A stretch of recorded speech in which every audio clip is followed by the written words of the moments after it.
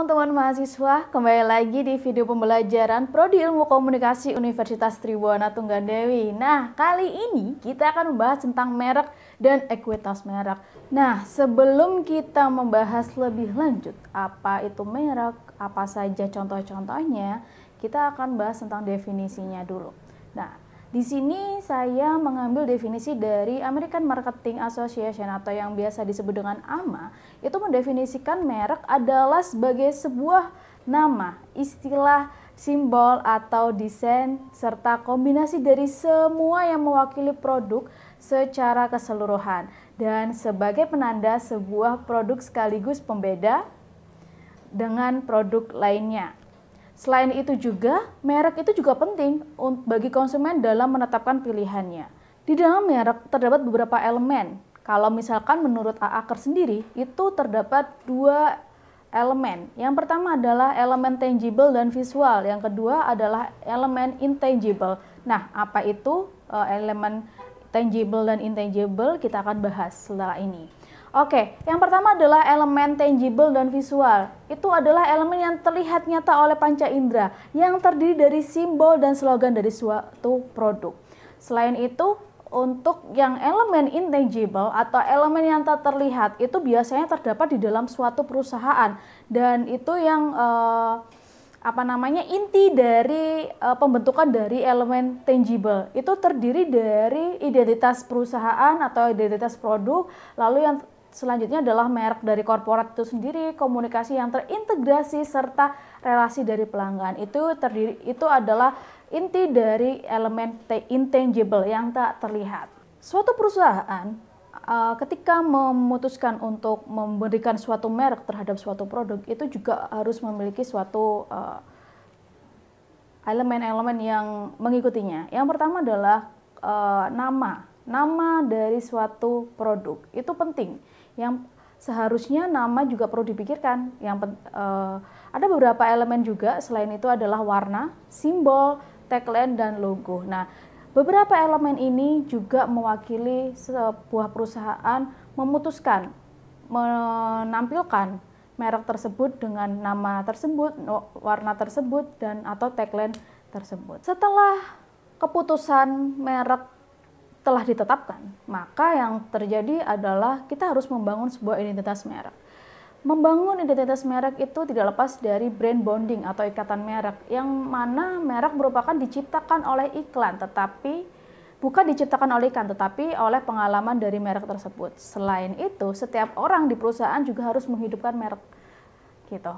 Nah, 3 caranya untuk meneruskan merek secara internal oleh karyawan, itu yang mana karyawan tuh harus memahami, lalu berkeinginan, dan menyampaikan janji merek. Jadi, tidak hanya perusahaan aja yang membangun merek, tapi seluruh karyawan, seluruh SDM yang terdapat di dalam perusahaan tersebut juga harus turut membantu untuk memperkenalkan merek tersebut ke masyarakat luas. Nah, untuk membedakan suatu merek dengan nama pesaing, itu kita harus juga bisa mencari tahu ciri khas dari merek kita. Dan itu akan mempengaruhi nama merek kita. Lalu dapat mendeskripsikan merek beserta atribut atau manfaatnya. Dan juga untuk mencapai kecocokan dengan citra merek yang diinginkan, serta dengan desain produk yang kemasan. Jadi korelasinya harus selaras. Nggak bisa kalau misalkan kita bikin suatu merek, itu dengan konsep promosi atau iklan itu saling bertolak belakang. Jadi harus selaras dan harus ada benang merahnya. Dan juga yang paling penting ketika pembentukan nama merek itu harus mudah diingat dan mudah untuk diucapkan. Ketika suatu nama merek itu tidak mudah untuk diucapkan dan tidak ear-catching, tidak enak didengar, itu akan susah untuk masuk ke dalam awareness masyarakat. Setiap perusahaan pasti menginginkan kesuksesan baik dari segi keuntungan maupun citra sehingga mencapai ekuitas merek yang tinggi. Nah, apa sih ekuitas merek itu? Ekuitas merek itu adalah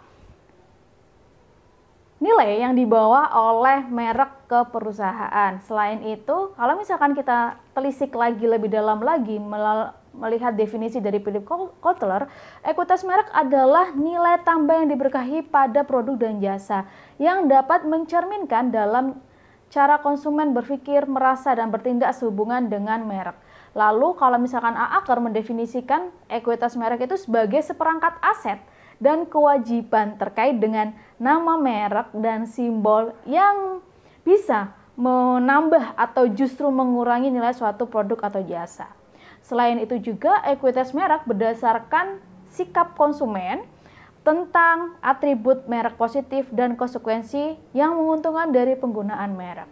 Dengan ekuitas merek yang kuat, sebuah perusahaan mampu mendapatkan pengakuan secara luas. Terkadang kesuksesan ini berdampak pada merek tertentu dan menjadikan kosakata yang diserap dalam percakapan sehari-hari. Ambil contoh saja, saat ini perlu mengirimkan barang secara cepat, maka kata-kata gojekin misalkan seperti itu merupakan suatu action yang dapat dimengerti oleh hampir semua orang di Indonesia pada hari ini.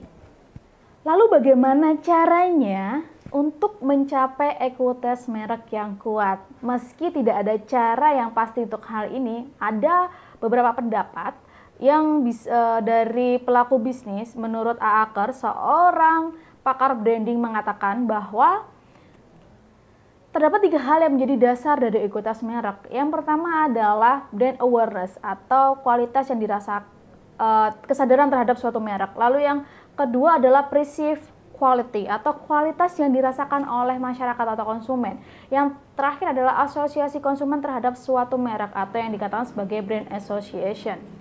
Nah, selain itu juga Aaker melihat terdapat 5 level setiap pelanggan. Yang pertama adalah pelanggan akan mengganti merek terutama untuk alasan harga.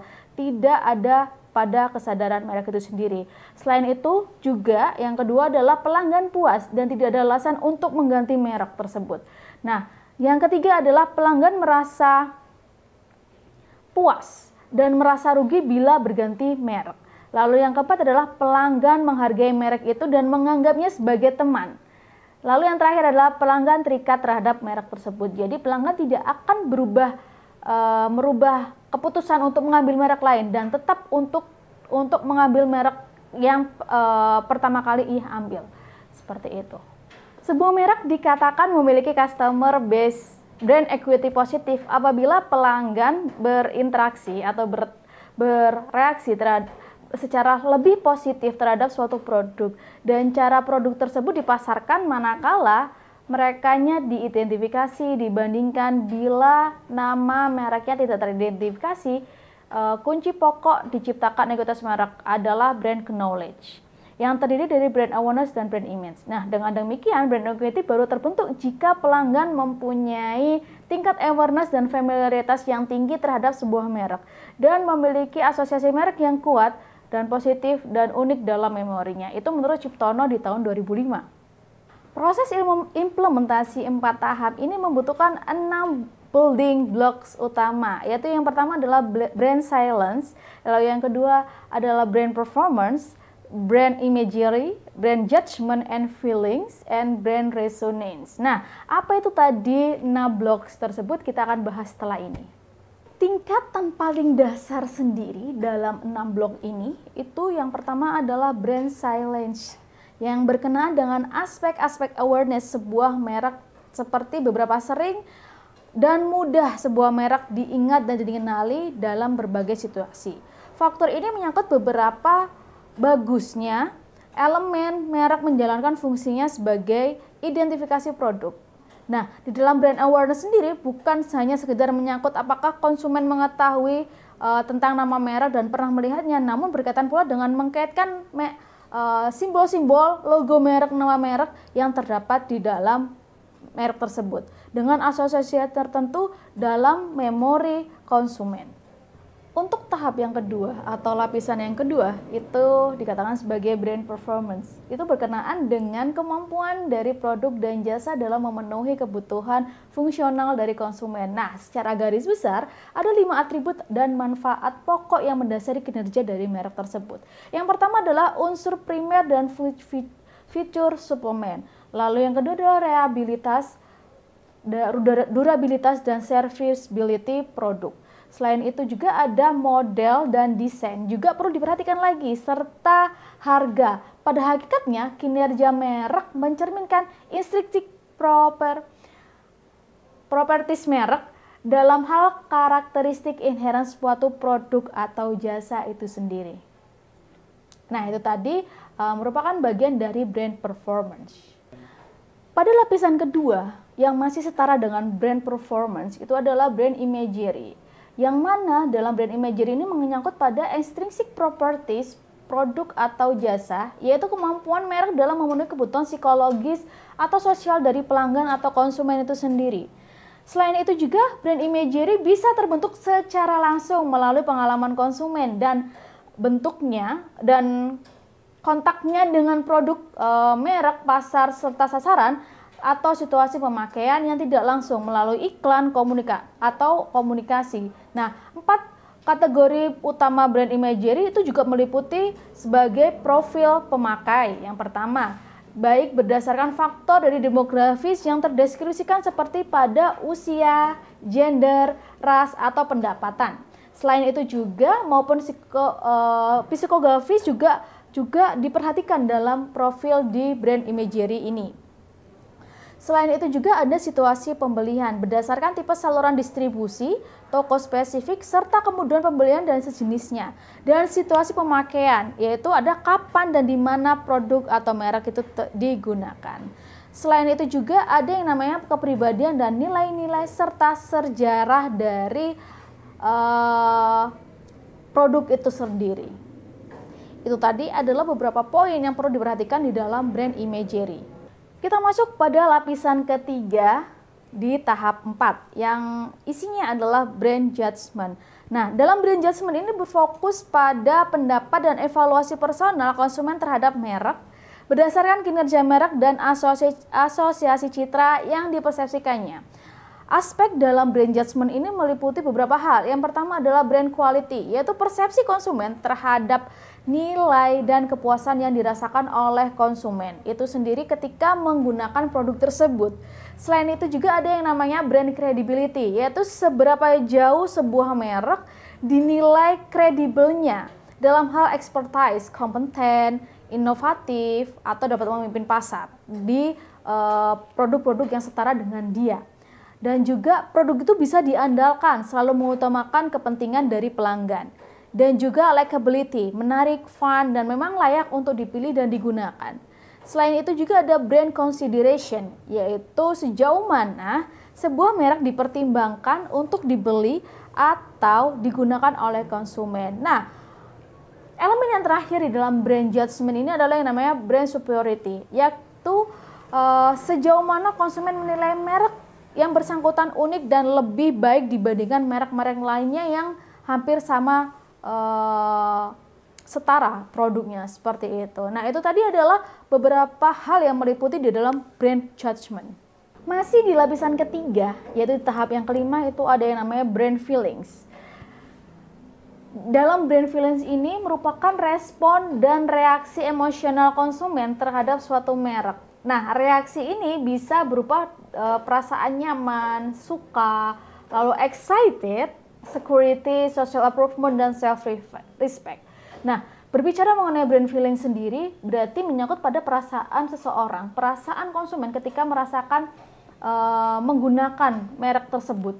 Pada lapisan yang terakhir atau pada lapisan puncak itu terdapat tahap yang terakhir atau tahap yang keenam. Itu yang dikatakan sebagai brand resonance.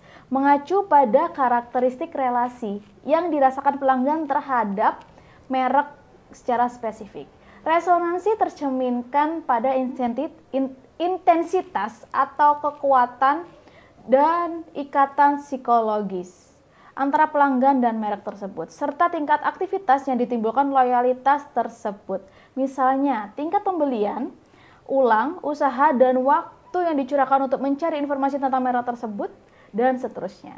Nah, secara spesifik, resonansi ini meliputi loyalitas behavior atau share category recruitment, loyalitas attitudinal, sense of community, identifikasi terhadap brand community-nya, dan keterlibatan aktif berperan sebagai brand evangelist atau adanya brand ambassador di dalam mempromosikan suatu merek tersebut. Nah, itu tadi adalah brand resonance yang mana mengacu pada ikatan yang sudah masuk pada ikatan psikologis ke konsumen. Masih tentang ekuitas merek. Ekuitas merek yang tinggi itu memberikan sejumlah keuntungan yang kompetitif. Seperti halnya perusahaan akan mempunyai posisi yang lebih kuat dan negosiasi dengan distributor dan pengecer karena pelanggan mengharapkan mereka menjual merek tersebut. Selain itu juga perusahaan dapat mengenakan biaya yang lebih tinggi daripada pesaingnya karena merek tersebut memiliki mutu dan diyakini lebih tinggi dan lebih banyak dikenal oleh masyarakat luas. Selain itu juga perusahaan lebih mudah untuk meluncurkan perluasan merek karena merek tersebut memiliki kredibilitas yang tinggi dan sangat terkenal di tengah masyarakat.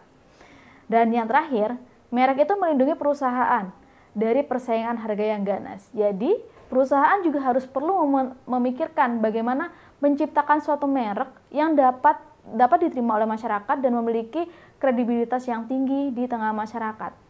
Dan itu akan meningkatkan ekuitas merek tersebut di tengah masyarakat menjadi lebih baik lagi. Dan itu juga mempengaruhi citra dari perusahaan itu sendiri. Nah, itu tadi adalah pembahasan tentang merek dan ekuitas merek. Semoga video ini dapat memberikan informasi terkait dengan merek dan ekuitas merek. Sampai jumpa pada video-video selanjutnya. Bye!